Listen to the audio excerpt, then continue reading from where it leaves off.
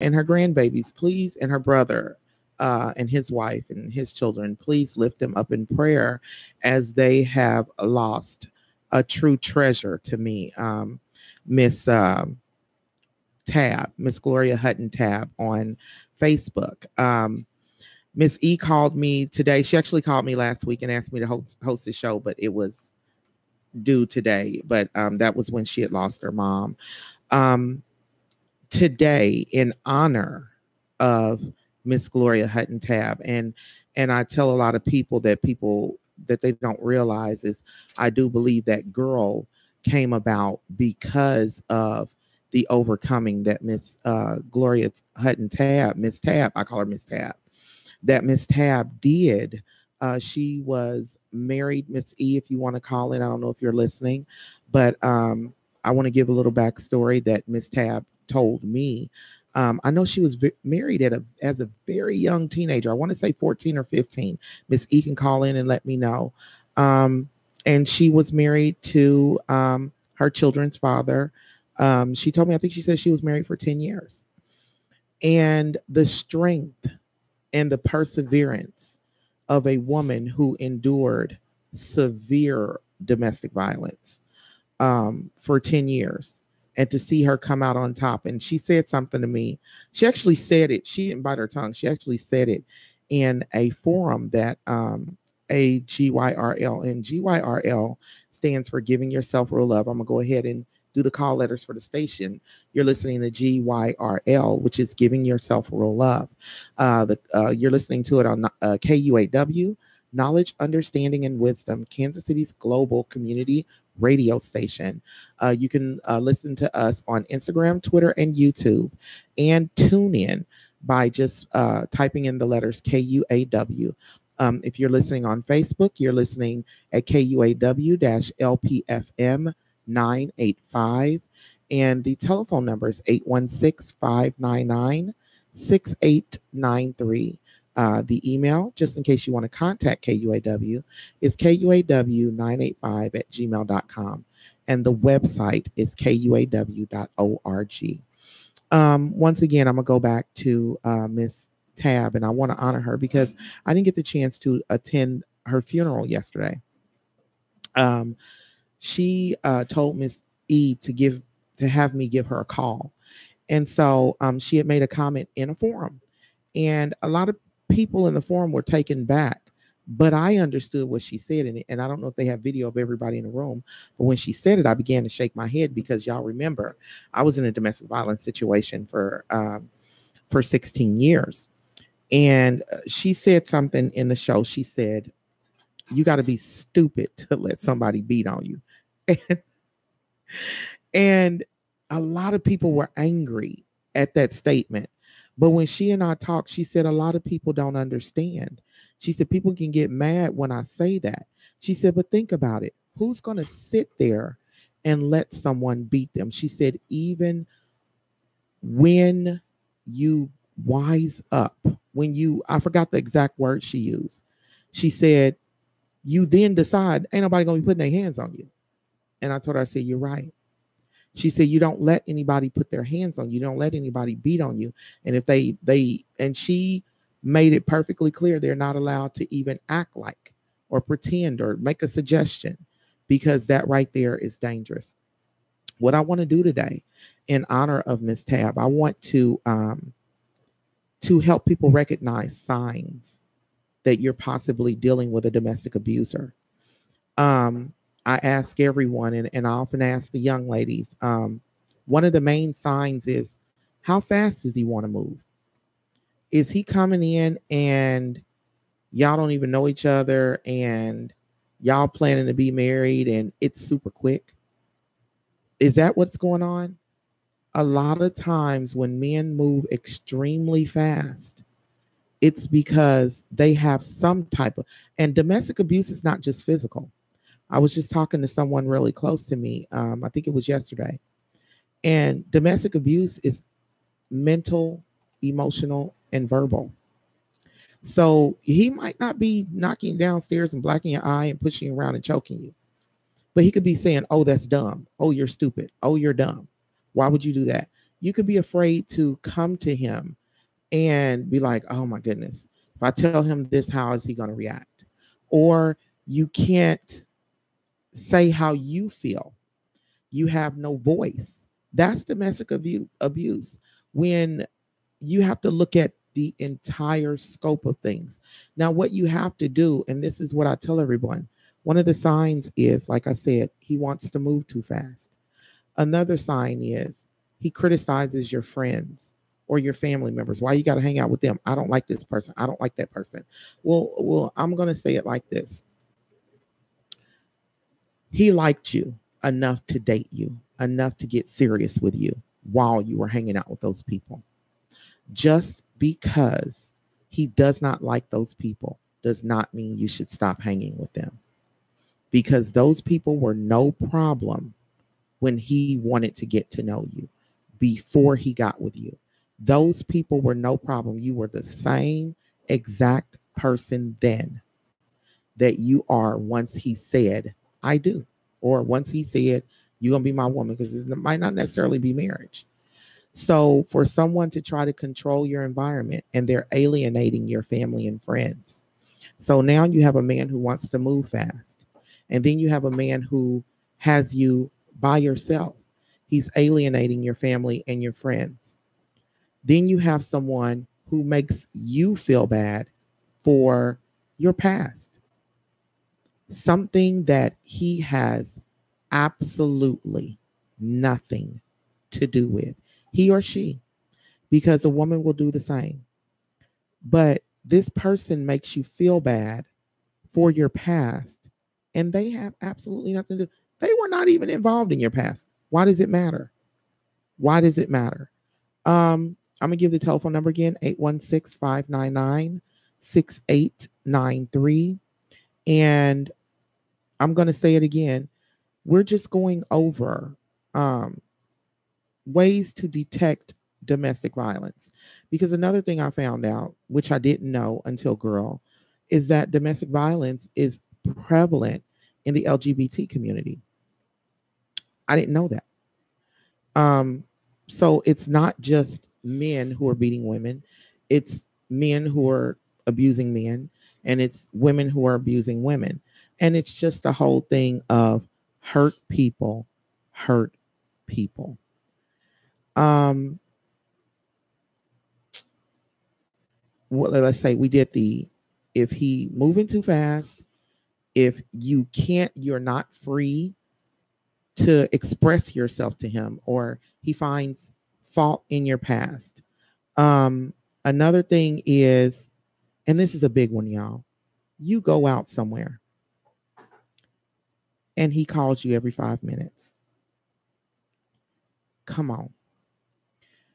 You don't call him every 5 or every 10 minutes when he's out and about, or she's out and about, or that, I'm going to just say your significant other is out and about. You don't call them every 5 or 10 minutes and say, hey, what are you doing? Or you don't, a person who tries to occupy your time when they're not around you. And I'm just calling off things that I went through. So, I mean, I was in it for 16 years. So I think I have a pretty good idea of some of the things that is domestic abuse. Domestic abuse can also be financial, whereas you'll look up and you can't spend a dime without him fuss, whining, and moaning. But he can spend money on anything he desires to spend money on. He can buy you, and you sit back and you say, well, as long as he's happy, or as long as that's keeping him happy. No, that is domestic violence. And I'm just talking about from the relationship standpoint. We have to also, one thing I love that Miss E points out is that domestic violence doesn't have to be relationships only. It can be from parent to child. It can be from sibling to sibling. When you find parents who talk down to their children, and it makes me cringe so incredibly bad when I hear that, or, when you hear a person say, well, my mom said this about me, or my mom said that about me, and the kids take that in. The kids that stuff becomes their truth, because as I'm gonna teach you all, it's something called paradigm, Paradigm, and praxis, Praxis. Your paradigm is what you're taught to believe, or your faith, and your paradigm is taught to you by the person who has access to you the most, which is your parents. So your paradigm is your faith, is what you believe without actual manifestation. Your praxis is what you act out based on your paradigm. So you will have parents who call their kids out of their names, or as I saw an incident where, and I saw it and I just didn't say anything and I just cringed, because I watched a grandmother beat her grandchild in the face, call him ugly, mf'er, dumb, and stupid. And this boy wasn't even 3 years old. And I wasn't they gonna be, I knew she wasn't gonna be there long enough for me to call the police on her, because I would have, but because she was getting in her car. But it's this kind of domestic violence that creates the angry and the hateful and the mean people, that talk, the hurt people who are hurt as children grow up and hurt other people. That's the one thing I do agree with Mr. Cosby when he said, hurt people hurt people. He's right. Um, so how do you, everybody always asks me, Lene, how do you prevent from getting in another domestic violence situation? I cannot honestly say there is a way to prevent it, because those people are very cunning. They're very charming. And if you, they know how to manipulate people. They are masters of manipulation. They are narcissists at a whole different level that you've never seen. I call them sociopathic narcissists, because you can deal with a narcissist. And a narcissist, yeah, they're abusive. Yeah, they are. But someone who has no problem with tearing you down and watching you hurt and cry and all that is a level of sociopathic with it. And so um, people always say, how do you prevent getting into? Well, I listen. I don't do a whole lot of talking. When I begin to truly, truly like a person, I check my emotions. Why are you liking them so much? Why are you falling for them so easy? And I check it up against, so what have they done to appreciate this kind of adornment? One, because they're masters at manipulating your emotions. They're masters at making you feel like you're that special one. But honestly, what have they done for you? Have they been there for you?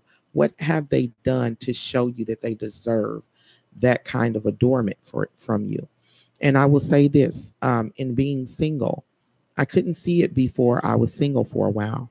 But now that I've been single for a while, I can look at people like me and I can tell people who are longing to be loved. I can tell people who desire love. I can tell people who are just really good, genuine people. And that's how they can tell you. We stick out like a sore thumb. We're like a red rose in a field of white roses. We stick out. And so we have to be careful. And that's what I love about G.Y.R.L. She keeps, it's in the title, Miss E, it's in the title. She's given it to us. You have to give yourself real love. When Lene started loving myself for real, no matter what I look like, no matter what my hair look like, no matter how crooked my teeth are, no matter how big my stomach is, no matter what my education is, no matter what car I drive, everyone always asks me, where's your Chrysler? It's in the garage.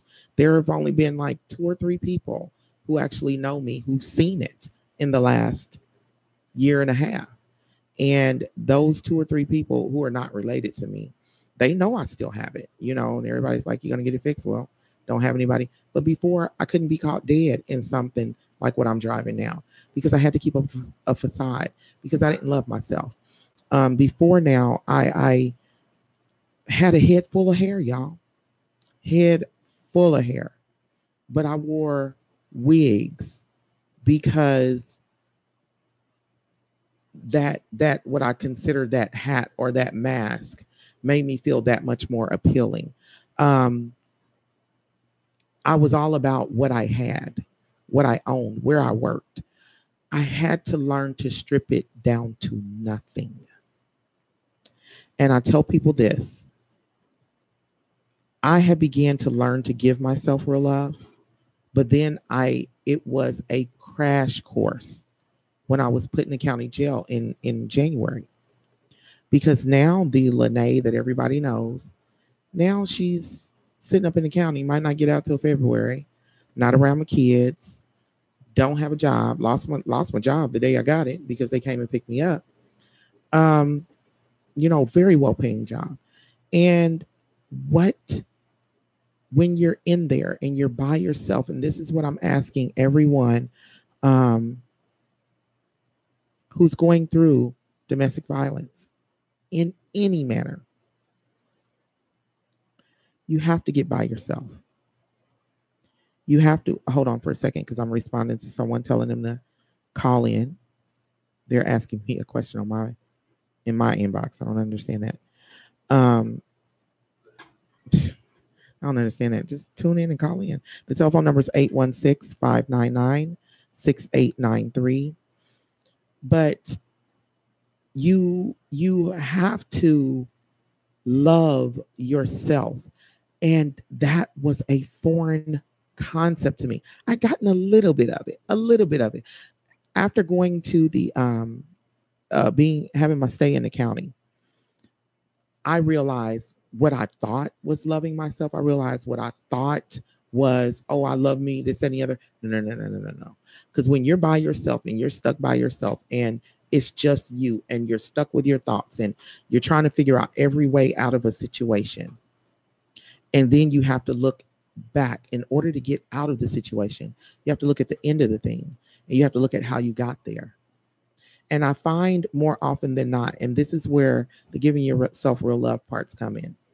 I find more often than not that people who are domestically abused, either by their parents or by their significant other, or even some people by their children. My question is, what role did you have in it? Your parents, you can't control that at all. That is their doing.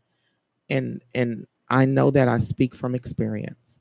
The telephone number is 816-599-6893. You cannot control your parents domestically abusing you. That's just, I would never, ever, ever condone anyone fist fighting their parents at all. I know some parents will force you to fist fight them.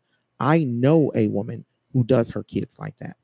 And no matter how much her kids try to back down, she's like, nah, you gonna fight me, you such and such, so and so, so and so. Okay, well, if that's the case, then that's what you have to do. But I never condone anyone fighting their parents. So we will say this. Let's say you grew up in a domestic situation with your parents or a parent. You get older, you get into abusive, and all of the men who say, oh, I'd never hit a woman, men who hit women is punks. Well, okay. Yes, sir, they are. But do you talk down to a woman? Do you cuss at a woman? Do you call a woman a B word? Is your woman free to come to you if she's having issues, even if she's having something as minor as what you consider ain't even important, getting on your nerves, stupid women stuff? Can she come to you? Peace, like you're asking her to be your peace. Does she know that there's comfort in you? If not, then you're a domestic abuser. Because if you're with someone, you should be able to openly, freely talk. Y'all figure it out together and, okay, baby, calm down. It's not a big deal. And we're going to work this out. Instead of her being like, oh my goodness, if he finds out, if I bring this to him, he's going to spaz. He's going to go crazy. He's going to, anything that she tries to say, all the reasons why she's talking herself out of coming to you instead of coming to you. And the same with the women. Can he not come to you and say, this is an issue I'm having? And then he turns around and looks up and you calling him all out his name, talking about his mama, talking about his family. That's domestic abuse. That is domestic abuse, to tear someone down verbally or emotionally, to what I call keep someone hanging along a thread, have them thinking that you're going to change and you're going to do better, and then you turn around and break their heart again. But those who are in this situation, those who consider themselves victims, what's your role in it? When you began and I tell people, my most greatest thing I ever did was start to take responsibility for my decisions as an adult. And what I mean by my decisions as an adult is my decisions when I decided that I was not under the subjugation of my mother anymore. I was going to do what I wanted to do. Whenever I became grown, I don't care what age you decide you're grown at, your decisions are your decisions, and you let people in your life. So what I had to look up and say, okay, I started from the very first relationship. What did he do to me? Well, he didn't cuss me out. He didn't talk bad to me. He didn't call me the B word. He didn't call me out of my name. He didn't mistreat me. He was a really good guy named Sean Ross here on Facebook. Really good guy. Mom did a good job. He was a cheater. And it hurt. It hurt me badly. But in that instance of knowing that he was a cheater, I was the one who dealt with him. They can't cheat on you if you don't let them. When you find out that they're cheating, cut it. I don't care how fully vested emotional you are in it. Why torture yourself? Because then all it's going to do is, if you keep letting someone get away with something, they're going to keep doing it. And it's going to get worse and worse and worse and worse. My next relationship, he was abusive and a cheater. I knew better. Before we got together, me and him had a cussing match and a going off match, and he called me all out my name, and I still overlooked it because everyone says, oh, you were primed for that kind of relationship by your mom because of the way she treated you. That's truth. But would I have let someone I didn't know do me like that? No, I wouldn't have. The me back then, we'd have been fighting in the street. But I overlooked that. Why? Because of emotion, because of how I felt about him. That's why I said we have to check our emotions at the door when we're talking to people. Did they tap into your emotion? And I mean, this man is an abuser. Not only did he fight me, he fought the woman who he had before me, who told me basically, I didn't know he was with someone until like I was already pregnant. We were months into it. And she finally called and was like, well, he cheated on me with you and this, that, and the other. And he hit me. He's going to hit you too. And I'm like, what in the world did I get myself into? Because that's one thing you have to watch about people who are domestic abusers. And I want everyone to understand that. They will come across to you as if they are single. They will hide everything that is them, men and women. And I'm not the kind that I listen to a man badmouth another woman. I've never been that kind. You will not badmouth another woman to me because I always think like this. This is always me. I've always thought if a man badmouths a woman to me, then should we not work out? What is he going to say about me? And so that's just me. If you see me looking down at my phone, no disrespect or anything. I'm just inviting people to tune into the show. But if a man badmouths another woman to me, well, if we don't work out, what is he going to say about me? So I stopped that at the door. I'm like, not unless you could sit us both here and you and her, you could tell me your side and she tell her side. I don't want to hear it. But abusers have this habit of being able to jump from relationship to relationship without fully closing a door. Or if they do close the door, it's closed so quickly that you still catching the wind from the door swinging closed. They never take the opportunity to look at what they've done wrong because it's always the other person's fault.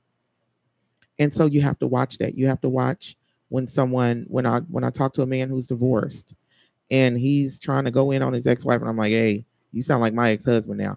Oh, they jump out of their skin. No, you can't compare me to him. I'm nothing like him, this and the other. I'm like, hey, if you listen to that man, the me that you know and that you see and that you talk to and you know exists, you'll be like, who is that woman? Because listening to him, I'm a whole different person after I left. Now, he will tell me to my face, you're a good wife. You were a good wife. You were always a good wife. You didn't do anything wrong. Yes, even when you left, you still were a good wife to me up until we got divorced. But he will tell everyone else something different. And I tell people I got receipts. He will text that to me in a heartbeat. I got it. I got receipts. But in order to play themselves up to you, to make themselves more appealing to you, they will begin to talk about their past and their exes. You have to remember, don't fall victim to that. How do you give yourself real love? You understand.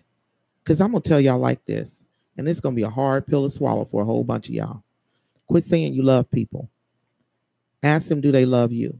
Put their name in 1 Corinthians chapter 13 or whatever your spiritual belief of love is. Insert their name into your holy scriptures. If that person is not that, that's not love. That's not love. They don't love you. You don't love them. You don't know them. Y'all might care about each other very deeply, but that's not love. You have to be willing to be what I'd say, because I believe in Christ, in Jesus Christ, and that's my personal belief. I insert I insert my own name into 1 Corinthians chapter 13 about myself and about my children. And so when you realize that that's a hard pill to swallow for another person, it's almost impossible to give another human being love. You can care about them deeply, but when y'all read what love really is, you can love yourself like that, and you can love your kids like that. Anybody else? I don't know, because I hate to say it, I don't even love my mama like that. She hasn't given it to me, so I can't give it back. I'm a reciprocator. You give it to me, I give it back. Or if I give it to you and you don't give it back to me, I can't give it back to you. So that's where we want to focus. Miss Tab was an amazing woman. And listening to what she taught me on the phone, and then I did her hair a couple of times, and when I got done, we would just sit there in her house and just talk. And she was an amazing and absolutely amazing woman, and her wisdom that came from her years of being on this earth, that came from her years of enduring, that came from what she saw as a child and as a young adult and as a grown woman and what she endured. Y'all, I was blessed to have known Miss Tab.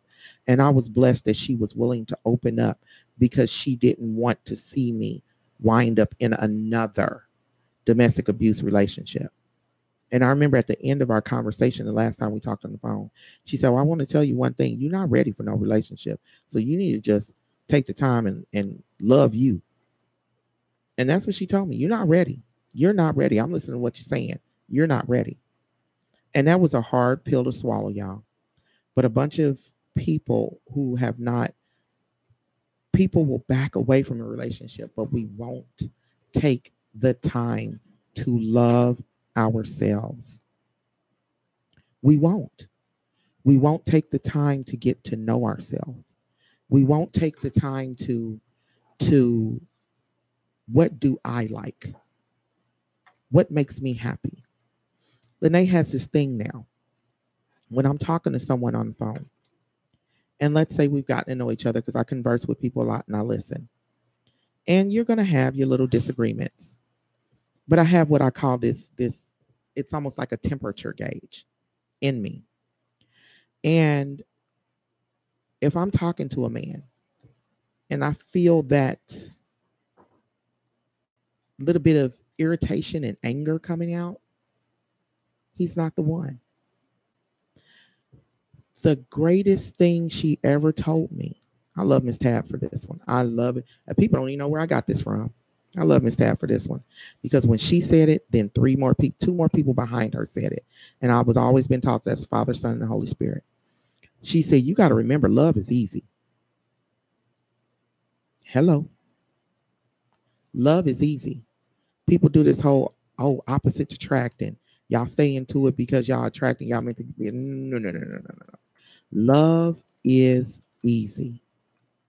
Love is not fighting. Love is not arguing. Love is, you can have a fight or an argument, but here's my thing. Not even a fight. I don't say fight. You can disagree. You can debate. You can truly disagree. And some people have had blow up arguments. But I had a woman tell me her and her husband had a blow up argument to where they were taking dishes out the cabinet and slamming them on the kitchen floor. This is before they had their children. We were just sitting in a laundromat and she just happened to be talking to me and she was an older woman. Okay. And she said, we got upset and we slammed all the dishes on the floor and we looked up when we went to different rooms, went to sleep, woke up the next morning, still mad at each other, went to go fix breakfast, didn't have no dishes. That taught them. She said that taught them that they had to learn to settle their differences in a different way. We're going to go to, it's 5:31, so we're going to go to commercial break, and I will see you all when we come back.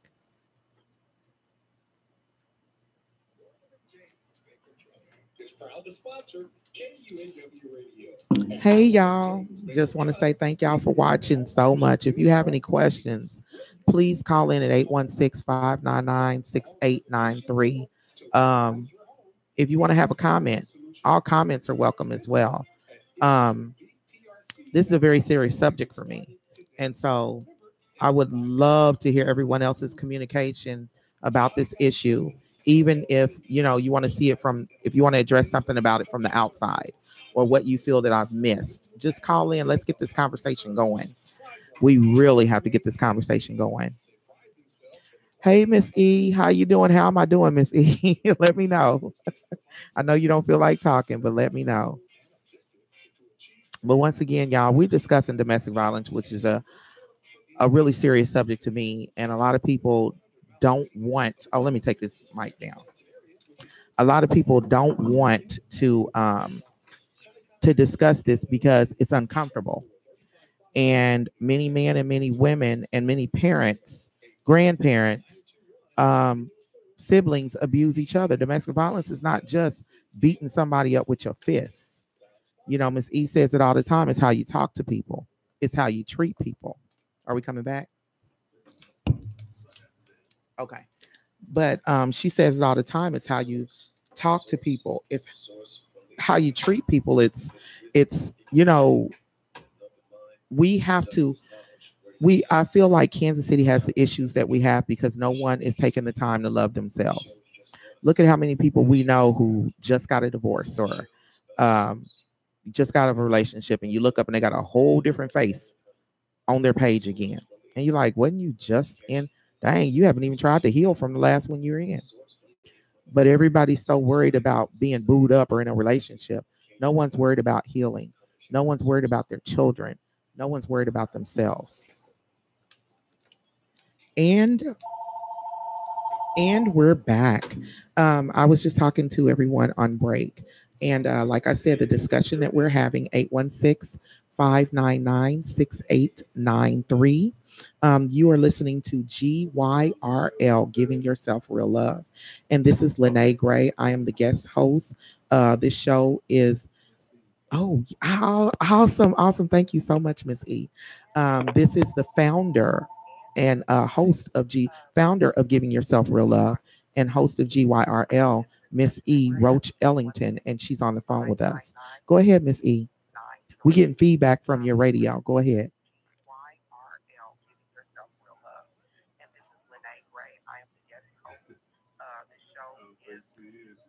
Miss E, can you hear me?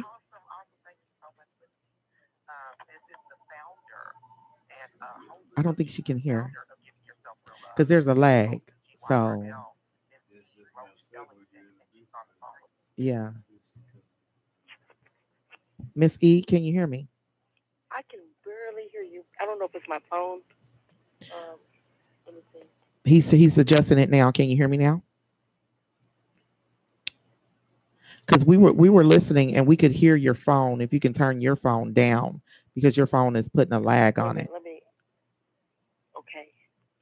Is that better? Yeah, we can hear you perfectly. Can you hear me? It's kind of faded, but I can make do. Okay. But go ahead. I mean, thank you so much for calling in. This is your show. You all, this is the show host and the founder of Giving Yourself Real Love. Miss Gloria Roach Ellington, the daughter of Miss Gloria Hutton Tab, on the phone, and she asked me to host the show because they just buried her mom yesterday. Well, her mom's body, because her spirit is still alive. Hear you, Lene, but I'm go ahead. Go ahead. It's not coming through too clearly. I want to thank you for hosting the show, and I want to thank you for opening up, talking about domestic violence and talking about my mom. I want to say that when my mother was coming out of anesthesia, I asked her, do one ever recovers from domestic violence? She said, no. I said, wow. And with that, I've taken on a new mindset on domestic violence. There are no survivors. There are always victims. And the reason why I'm believing that now is because when a woman has a baby or has childbirth or a man has a surgery, you don't remember actually how that felt. You kind of know it hurt or kind of know you was in pain, but you do not relive that pain over and over again. Right. When a person is a victim of domestic violence, you relive that over and over and over again, that same pain. You're right. You can recall exactly how that pain felt. You're right. And you live with the effects of that. You choose to move on, but everything around you remains a victim. You're right. You understand what I'm saying? Yes, I know. You're telling the truth. When you have children in that house, those children become affected by domestic violence. Yes. Everyone suffers some form of PTSD. Yes. Meaning that we have triggers. So one can never be a survivor if they still have the triggers that can allow them to become victimized again. You're right. You're right. When a mother is affected by domestic violence, and I'm only speaking about a woman because we always want to generalize it and say, men are affected too. But right now, we're dealing with the effects of a mother dealing with domestic violence. When a mother is affected by domestic violence, it affects her children. Yes. It breeds in them the same fears that she holds. When a boy witnesses his mother crying, weeping, and being beaten, he either grows up to become the same perpetrator or he becomes the victim. Right. Right. The same with the daughters. We raise our daughters to be strong, meaning we miss out on everything because being strong replaces emotions. You're right. You're right.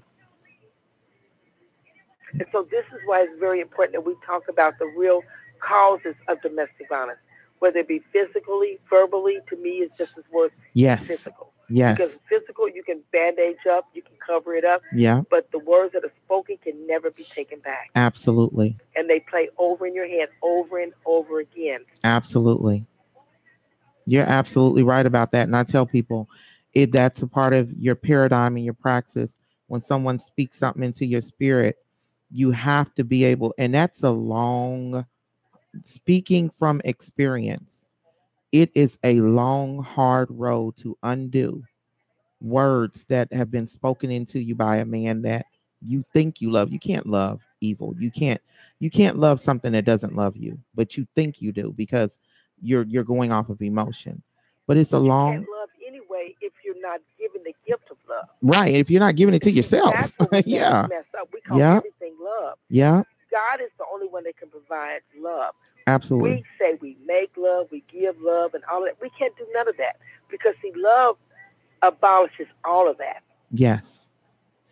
So we have to be very careful of the words that we choose to speak to describe emotions. Yes. And that's where we get messed up in life. We take an emotion-filled event and want to name it instead of saying we're experiencing life.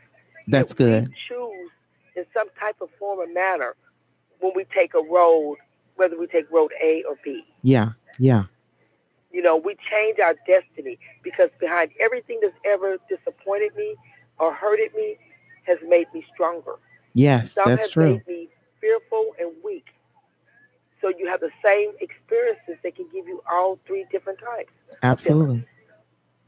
Absolutely. And that's what I was saying earlier. We have to check the emotions when we are dealing with people. A lot of people, allow that emotion to settle in, and then they swear up and down it's love, and then you look up and you're moving fast and moving forward with a person who they know what they're doing, but you have no clue.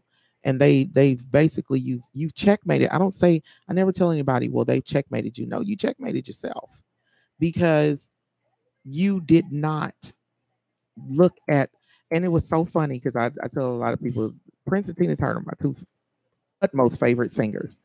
And when I was a little kid, I loved that song, What's Love Got to Do with It? And people hated that I loved that song. And then one day I was sitting there in my bathroom with my Tina Turner radio on, and that song came on, and I listened to the words. And like she said, people, what she was saying is not love is a secondhand emotion, but the way people view it. She said, y'all don't understand. Y'all putting emotion on something that you cannot put emotion on. You are. Well, we're going to always deal with emotions. Yeah. Because that's the way that we're made. And God gave them to us. Absolutely. Make decisions based emotionally filled. And that's where we get in trouble.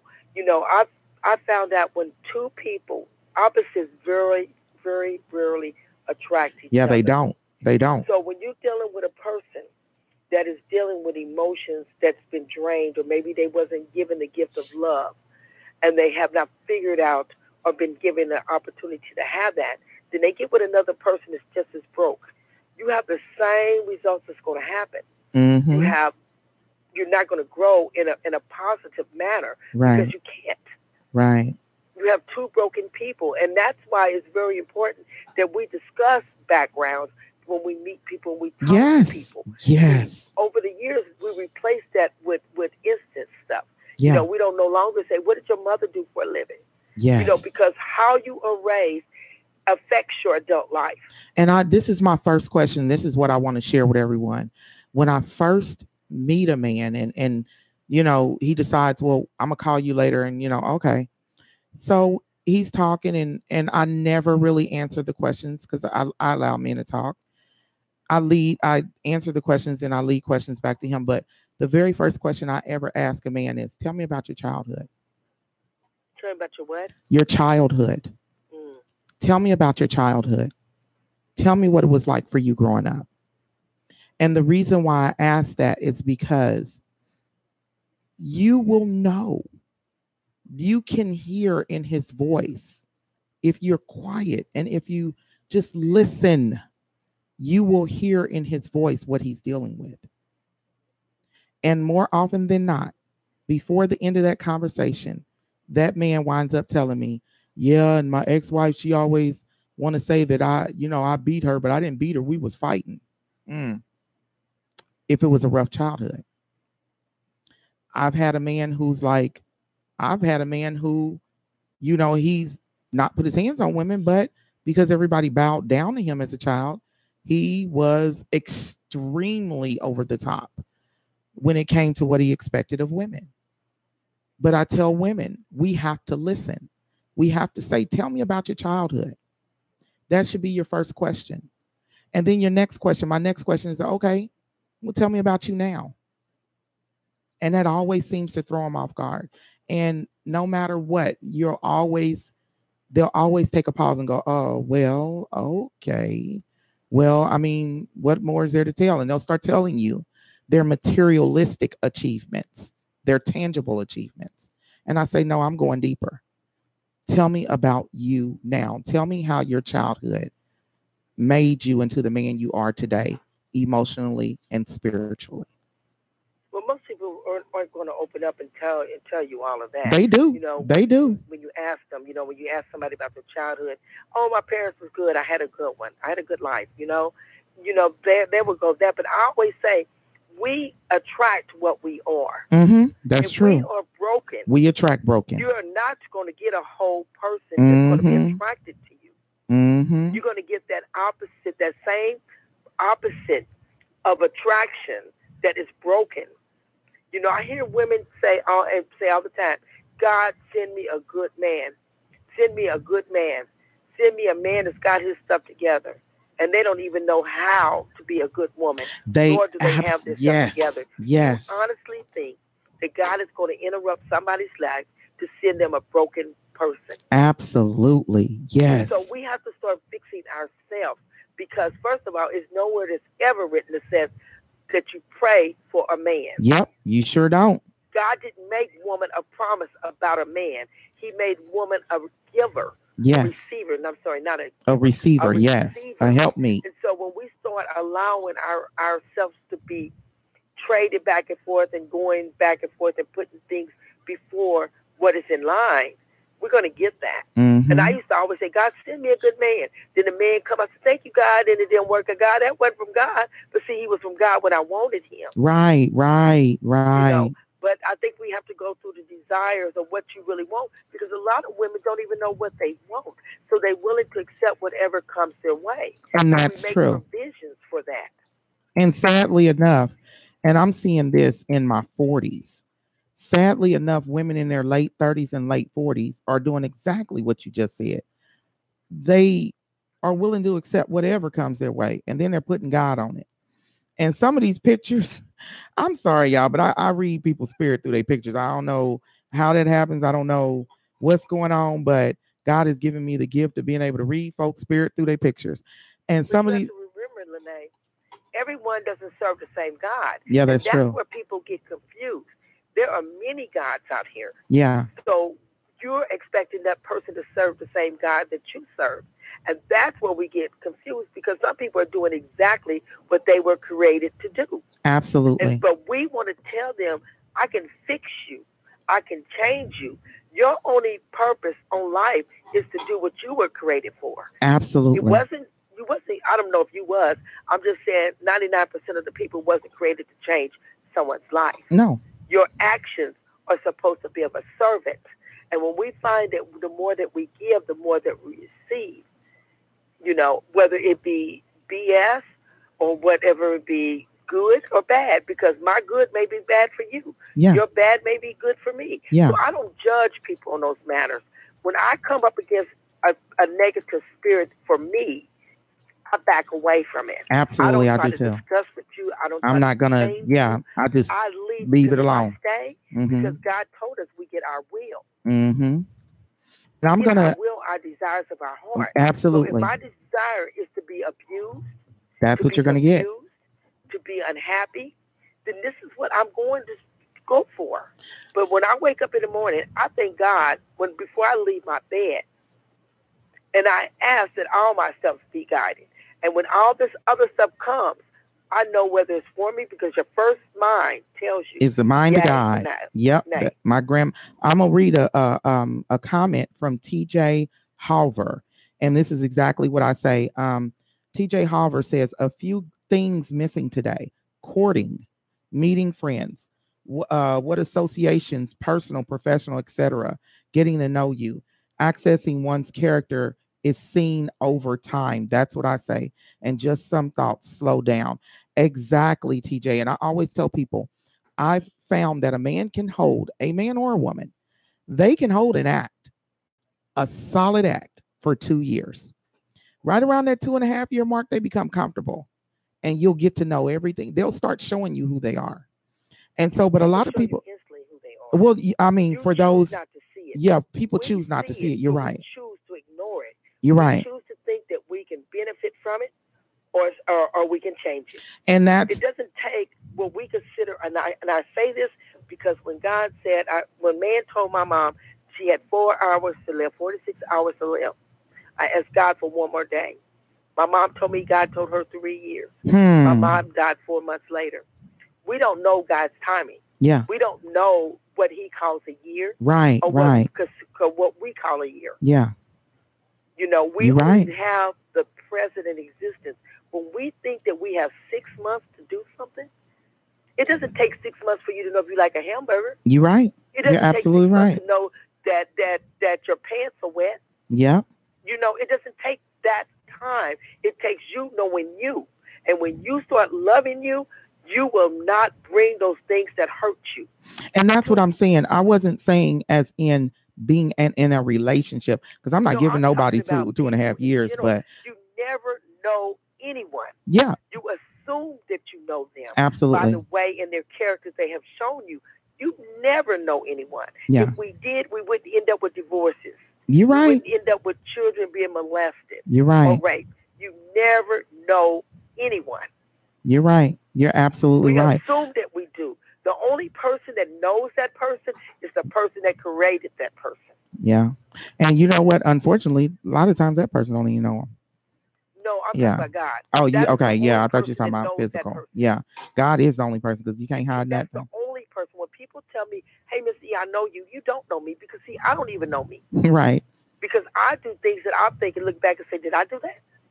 I tell people you don't know me because Lene will change in a heartbeat. I'm not Because gonna lose my we were integrity, created but I'll for figure that. out somebody But else. but I want to drop this before I leave. You know, it took my mother's death for me to realize why we had a toxic relationship. And when I say toxic, it's not disrespectful. It is we as women. My mother was raised by her mother, Mm-hmm. and her mother was a subject of interracial. Her mother worked for a white man, and she got pregnant by him. She had twins. My grandmother never darkened up. She stayed light to look white. So they sent her to Missouri. Shipped her to a family in Missouri when she was 7 years old. Oh. My grandmother ended up doing pastime, putting herself through secretarial school because she was beaten by the family that adopted her or took her in because you didn't really adopt back then, Yeah. but took her in and gave her a last name. My grandmother ended up marrying my mother's father, which was very abusive to her. When my grandmother started having her daughters, my grandmother told her daughters, "You be strong. You don't need a man to do this. You stay strong, and this is how you carry on. You don't show no emotions. You pick up, you leave, you do whatever you have to do." Well, she wasn't affectionate to them, but she carried them everywhere she went. You understand what I'm saying? She was present, but she wasn't affectionate because she didn't know how to give that hugs, those kisses, those things. So she inbred that in my mom and them. So my mom didn't know how to do it. So my mom didn't know how to hug and kiss and give me that because she never received that, and she thought she was loving me the same way in which she was loved. Yeah. We was together all the time, talked to her every day. The boys in the family, they loved and hugged. They did all of that stuff. Every last single one of us girls was made to be independent and strong, as we thought, but emotionally detached. You understand what I'm saying? Yeah. So you have to know why you behave the way you do, and you have to own up to it. You have to make a change. That's why it was so easy for me to push people away, to walk away when things didn't go the way I expected them to go, or when people said trigger words. Trigger words for me was "I love you," because when I heard "I love you," that meant the lights was out. It was fighting time. Somebody was screaming and hollering. If you ever, as a child, have been woken by the sounds of your mother screaming, you will never, ever forget it. And this is why I fight so hard for domestic violence, because as a child, I lived in that house. Yeah. And as a child, I developed my personality that I was never, ever going to let anyone in that space to get too close. And if you know me, Lene, I'm a hugger. And if I hug you and I don't feel our vibes, I leave you alone. Yeah. Yeah. Yeah.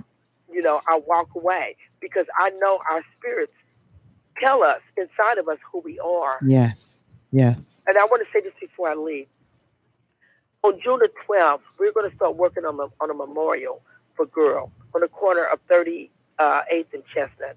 Okay. And that memorial, 38th and Chestnut, that memorial will be for victims of domestic violence.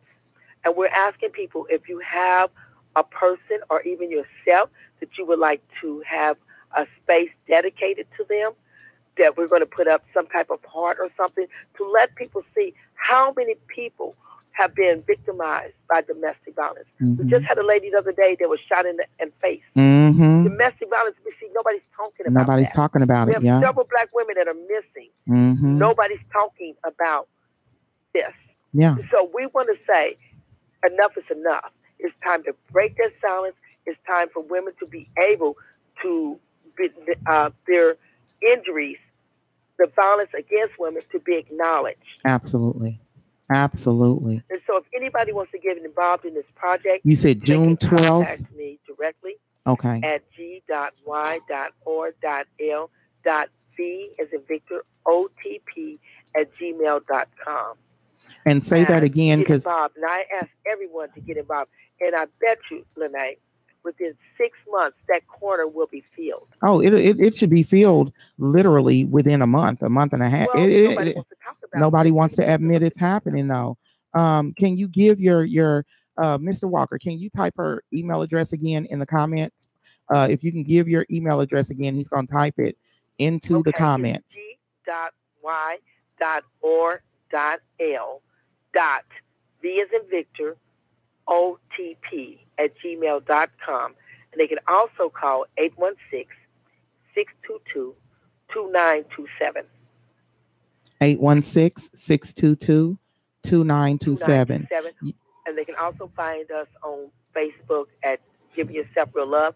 G.Y.R.L. I mean, we're there. We're all over there. Yeah, it's. And I'm going to get off the phone, and I want to say, Lene, I love you. I love you more. Thank you for doing this show, because it's very important that we talk about the root causes of domestic violence and the effects and the long after effects that it has on individuals and their families and their friends. I love you more. I thank you. I'm honored that you even asked me to host the show today in your absence. And I pray for you every day. And I can't understand. I cannot understand what you're going through, but I pray. I said I cannot understand what you're going through, losing your mom, but I pray for your strength and for your guidance and your comfort every single day. Thank you, Lene. But I want to say this: I haven't lost anything. Yeah, you're right. I haven't lost anything. You're right. I've gained. When people tell me, Miss E, I'm sorry for the loss of your mother, I didn't lose a mother. Yes. I believe her energy still exists in me. Now it's made me fight even harder for girl, because see, I was freed when my mother, when I finally accepted the fact that domestic violence destroyed her ability to give me the emotional love that I needed. Yes, yes. And so through this, her death has meant so much, because our family was disconnected. The three sisters, the two sisters' children, we have all come back together because of my mother's death, and made a vow that we would continue, because all of them are victims. Their mothers were victims of domestic violence. But us being together symbolized that we were siblings. So when I dismissed you, I was moving myself from that hurt, and I didn't have to remember that part of my life. Right. You understand what I'm saying? So they said, if a person that lives dies and leaves this earth, and it doesn't change anyone's life, that life was wasted. My mother's dying, leaving this earth in that earthly body, changed all of our life. Yes, she did. Her life was worth living. It is not a loss. It is a gain. Yes, it is. And on that note, I want to thank everyone for watching G.Y.R.L. Thank you, Miss E, the founder of Giving Yourself Real Love, Roach Ellington, and you've been listening to G.Y.R.L, Giving Yourself Real Love on KUAW, Knowledge, Understanding, and Wisdom.